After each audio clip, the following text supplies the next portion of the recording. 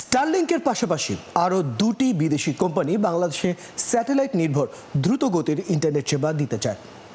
এর একটি Amazon project Kuiper ও অন্যটি চীনা কোম্পানি। বাংলাদেশ স্যাটেলাইট কমিউনিকেশন কোম্পানির ব্যবস্থাপনা পরিচালক ইমাদুর রহমান এই তথ্য জানিয়ে দুপুরে রাজধানীর একটি হোটেলে ডিজিটাল সামিট অনুষ্ঠানে তিনি বলেন, বিদ্যমান অপটিক্যাল ফাইবার নেটওয়ার্ক ও ওয়্যারলেস ব্যবস্থায় দেশের সব প্রান্তে ইন্টারনেট সেবা পৌঁছানো এখনো সম্ভব হয়নি। সেবার মান নিয়েও প্রশ্ন রয়েছে। তাই স্যাটেলাইট নির্ভর ইন্টারনেট সেবার প্রয়োজনীয়তা থেকে ইলন মাস্কের স্টারলিংক বাংলাদেশে এসেছে।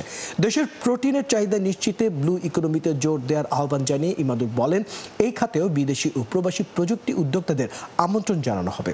সামিটে আলোচকরা বলেন, প্রযুক্তি খাতে বিকাশের মাধ্যমে দেশ থেকে চলে যাওয়া মেধা দেশে ফিরিয়ে আনতে সরকারকে কার্যকর অগ্রগতিমূলক উদ্যোগ নিতে হবে।